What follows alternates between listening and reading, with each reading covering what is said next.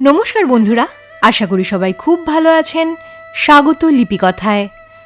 আজ শোনাব হেমেন্দ্র কুমার রায় রচিত একটি সত্য ঘটনা অবলম্বনে গল্প একদিনের অ্যাডভেঞ্চার। গল্প পাঠ ভালো লেগে থাকলে দয়া করে গল্পের শেষে একটি লাইক দিতে ভুলবেন না। আর যে সকল শ্রোতা বন্ধুরা এখনও চ্যানেলটিকে সাবস্ক্রাইব করেননি, গল্প পাঠ ভালো লেগে থাকলে দয়া করে চ্যানেলটি সাবস্ক্রাইব করে নেবেন। শুরু করছি গল্প একদিনের অ্যাডভেঞ্চার। অনেক দিন আগেকার কথা। আমি তখন কুচবিহারে মেসোমশাইয়ের কাছে। আমার বয়স তখন অল্প, কিন্তু তখন থেকেই দেখতে শুরু করেছি অ্যাডভেঞ্চারের স্বপ্ন। আমার মেসোমশাই ছিলেন স্বর্গীয় ধর্ম সংস্কারক মহাত্মা কেশবচন্দ্র সেনের ভাগিনেয়। তিনি কুচবিহারের রাজ কর্মচারী ছিলেন। ভালো শিকারী বলে তার নাম ডাক ছিল যথেষ্ট। প্রায় প্রতি বৎসরেই কুচবিহারের মহারাজার সঙ্গে তিনি শিকারে যাত্রা করতেন। এখনকার কুচবিহার শহরের কথা বলতে পারি না, কিন্তু তখনকার শহরের আশেপাশে চিতাবাঘের অত্যাচারের কথা শোনা যেত প্রায়ই। সাধারণত তারা গৃহপালিত জীবজন্তুদের উপরেই হানা দিত বটে, কিন্তু সময়ে সময়ে বাগে পেলে নরহত্যা করতেও ছাড়ত না। মেসোমশাই মাঝে মাঝে বন্দুক কাঁধে করে বেরিয়ে যেতেন এবং প্রতিবারেই ফিরে আসতেন একটা মরা চিতাবাঘ নিয়ে। দেখে শুনে আমার ধারণা হলো বাঘ শিকার করা হচ্ছে একটা ভারী সহজ ব্যাপার। বন্দুক ছোড়ার অভ্যাস থাকলে যে কোনো লোক বাঘ মারতে পারে। মাঝে মাঝে আমিও মেসোমশাইয়ের পাখি মারা বন্দুক নিয়ে বেরিয়ে পড়তুম এবং শহরের বাইরে গিয়ে পক্ষী রাজ্যের মধ্যে করতুম দারুণ বিভীষিকার সৃষ্টি। প্রথম শিকারীর মতন নিষ্ঠুর জীব বোধহয় আর নেই, কারণ জীব হত্যার আনন্দ তাকে যেন একেবারে পেয়ে বসে।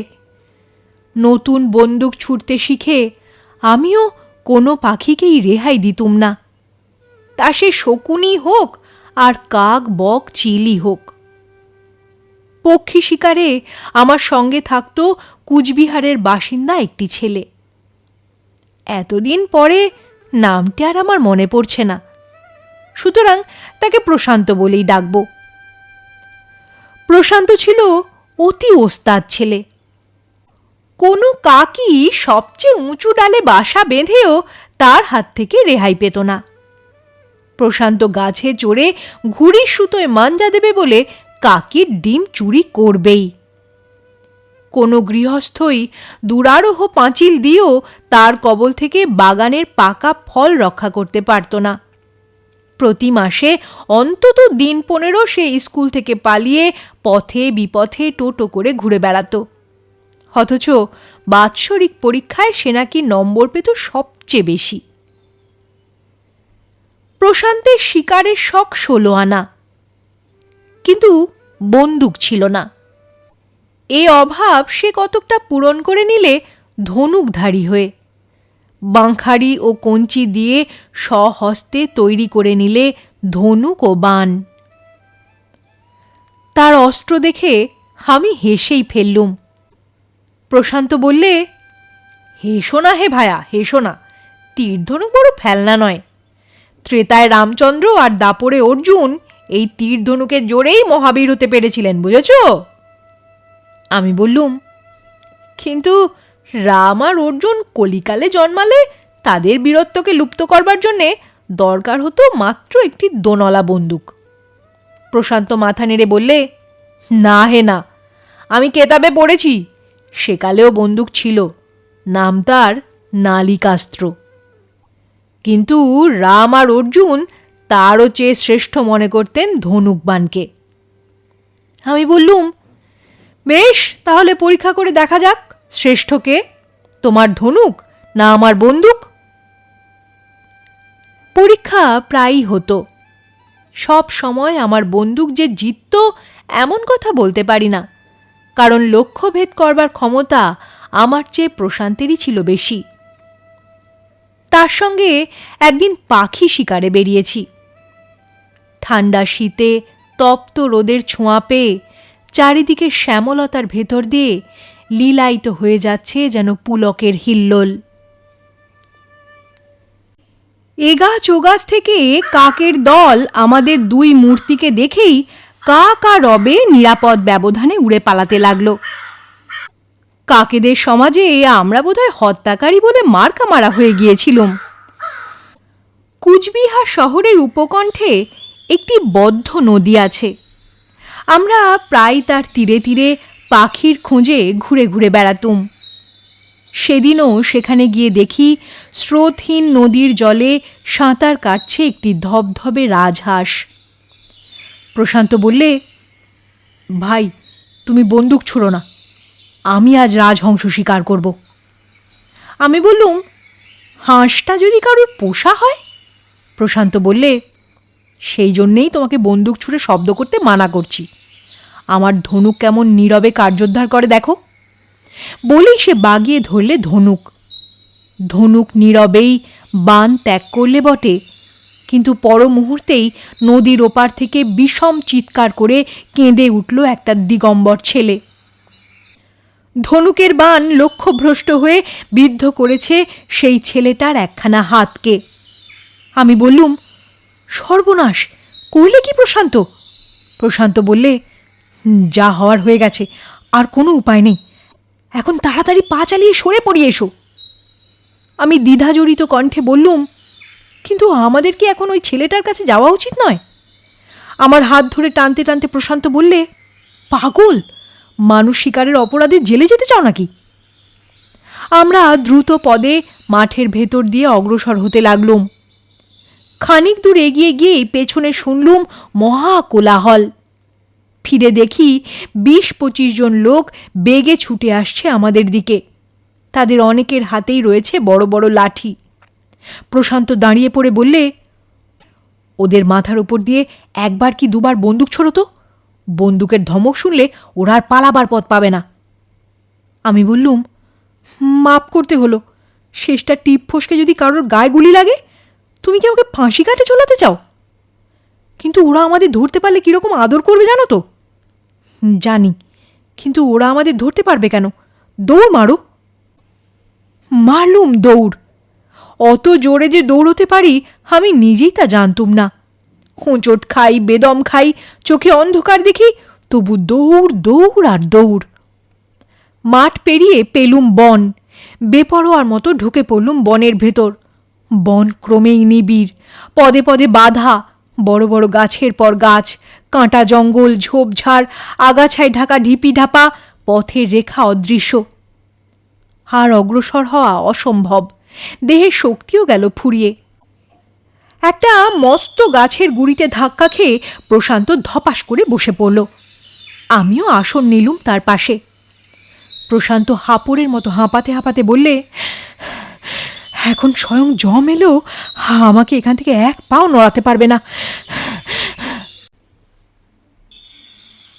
আমি বললুম, আপাতত জম বা মানুষ কেউ এখানে আসবে বলে মনে হচ্ছে না। এসো, আগে প্রাণ ভরে হাঁপ ছেড়ে নি। হাঁপ ছাড়তে ছাড়তে করুণ চোখে দেখলুম দেহের অবস্থা হয়েছে শোচনীয়। বারংবার ছোবল মেরে কাঁটা ঝোপগুলো কেবল সর্বাঙ্গ রক্তাক্ত ক্ষতবিক্ষত করেই দেয়নি, জামা কাপড়েরও অনেক অংশ টেনে ছিঁড়ে কেড়ে নিয়েছে এবং গাছে গাছে ধাক্কা ও উঁচু নিচু জমিতে আছাড় খেয়ে দেহের সর্বত্র পড়েছে বড় বড় কালশিরা। প্রশান্তেরও অবস্থা আমারই মতো। উল্টে তার নাকটা এমনভাবে ফুলে উঠেছে যে তাকে আর নাক বলে চেনবার কোনো উপায় নেই। আমার বন্দুকটা এখনো হাতছাড়া হয়নি, কিন্তু প্রশান্তের ধনুক বাণ আর তার কাছে নেই। সেই দিকে তার দৃষ্টি আকর্ষণ করতেই সে ঝাঁঝালো গলায় বলে উঠল, চুলোয় যাক ধনুক বাণ, ওই অলক্ষণে ধনুক বাণের জন্যই তো আজ আমাদের এই দুর্দশা, আর কখনো ধনুক ধরব না। ঠিক সেই সময় আর এক কাণ্ড। খানিক তফাতে জঙ্গল হঠাৎ নড়ে উঠল এবং তারপরেই একটা ঝোপ সরিয়ে বেরিয়ে এলো এক চিতাবাঘ। আমরা একেবারে আড়ষ্ট। বাঘটাও আমাদের দেখে দস্তুর মতো চমকে উঠল এবং পর মুহূর্তেই বিদ্যুৎ বেগে লম্বা এক লাফ মেরে পাশের একটা বড় ঝোপের ভিতরে অদৃশ্য হয়ে গেল। আমি কম্পিত স্বরে বললুম, বন্ধু, এখানে যম আসেনি বটে, কিন্তু যমদূত এসেছে। হ্যাঁ, এখন কি করি? বন্দুক ধরো। পাখি মারা বন্দুক? তাও মন্দের ভালো। বন্দুকটা ছোড়ো, বাঘের পিলে ভয় চমকে যেতেও পারে। কিন্তু তারপরেই পিলে চমকে গেল আমাদেরই। আচম্বিতে আকাশ, বাতাস, জঙ্গল ও আমাদের বুকের ভেতরটা পর্যন্ত কাঁপিয়ে জেগে উঠল বাঘের গর্জনের পর গর্জন।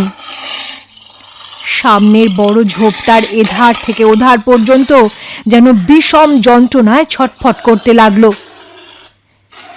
আমরা একেবারে স্তম্ভিত ও হতভম্ব। প্রশান্তের কথায় বন্দুকটা বাগিয়ে ধরেছিলুম, কিন্তু অবশ হাত থেকে খসে পড়ে গেল বন্দুকটা। তারপরেই সভয়ে দেখলুম বাঘটা আবার ঝোপের ভেতর থেকে বেরিয়ে এলো এবং একটা হলদে রঙের মূর্তিমান ঝড়ের মতো ছুটে আসতে লাগলো আমাদেরই দিকে। দারুণ আতঙ্কে দাঁড়িয়ে উঠে লাফ মেরে মাথার ওপরকার গাছের ডাল ধরে ঝুলে পড়লুম এবং তারপর কোনো গতিকে 2 হাত এবং 2 পায়ের সাহায্যে উঠে বসলুম ডালের ওপরে। বিস্ফারিত চোখে চারিদিকে একবার তাকিয়ে দেখলুম বাঘটা আবার অদৃশ্য হয়েছে এবং পাশের একটা ডাল ধরে ঝুলতে ঝুলতে বারংবার 2 পা ছুঁড়ছে প্রশান্ত। শুকনো গলায় বললুম, শান্ত হ প্রশান্ত, বাঘ আর নেই। প্রশান্ত আমারই মতো হাত ও পায়ের সাহায্যে তার ডালের ওপরে উঠে বসল। তার মুখ তখন রক্তহীন। বললুম, ব্যাপারটা কিছুই বোঝা গেল না, বাঘটা? প্রশান্তের চোখ দুটো আবার চমকে উঠল। তার দৃষ্টির অনুসরণ করে আমার চোখও দেখলে আবার এক দৃশ্য। বাঘটা এইমাত্র যে ঝোপ ছেড়ে বেরিয়ে এসেছিল তার ভেতর থেকে আত্মপ্রকাশ করেছে একটা মস্ত বড় মোটা সোটা বন্য বরাহ। তার মুখ ও গা রক্তাক্ত এবং পড়ন্ত রোদে চকচক করছে তার 2 বড় বড় নিষ্ঠুর দাঁত। বরাহটা একবার সগর্বে চারিদিকে দৃষ্টিপাত করলে, তারপর পেছনের পা দুটো মাটির ওপর বার কয়েক ঠুকে ধুলো উড়িয়ে ছুটে চলে গেল একদিকে।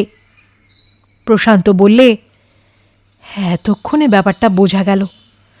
বাঘটা আমাদের দেখে বিরক্ত হয়ে ওই ঝোপটার ভেতরে গিয়ে ঢুকেছিল আর ওখানে গিয়ে দেখেছে তার জন্য অপেক্ষা করছে বরাহ অবতার। তারপরই শুরু ঝটাপটি, বরাহের দাঁতের খোঁচা খেয়ে ব্যাঘ্রের পলায়ন এবং বিজয়ী বরাহের আবির্ভাব আর অন্তর্ধান। সবই তো বুঝলুম, কিন্তু দেখতে পাচ্ছ বেলা আর বেশি নেই। দেখতে পাচ্ছি। এইবারে কি আমাদের ডাল ছেড়ে আবার ভূমিষ্ঠ হওয়া উচিত নয়? পাগল মানে? এইবারে আমি আরো উঁচু ডালে গিয়ে উঠব। তারপর আসুক সন্ধ্যা, আসুক রাত্রি, আসুক অন্ধকার, আমি আজ আর ভূতলে অবতীর্ণ হচ্ছি না। কি খাবে? বাতাস। প্রশান্তের পরামর্শই যুক্তিসঙ্গত বলে মনে হল। সারা রাত কেমন করে কাটল এবং পরের দিন বাসায় ফিরে এসে মেসোমশাই ও মাসিমার কাছে যে অভ্যর্থনা লাভ করলুম সেসব কথা আর প্রচার করে লাভ নেই।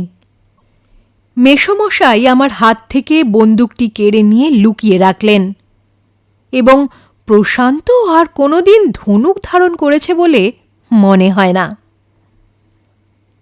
শেষ হলো গল্প। গল্প পাঠ ভালো লেগে থাকলে দয়া করে চ্যানেলটি সাবস্ক্রাইব করে নেবেন আর বেল বাটনটি প্রেস করলে আমার পরবর্তী গল্পের নোটিফিকেশন আপনারা পেয়ে যাবেন। সবাই খুব ভালো থাকবেন, সুস্থ থাকবেন। অনেক ধন্যবাদ।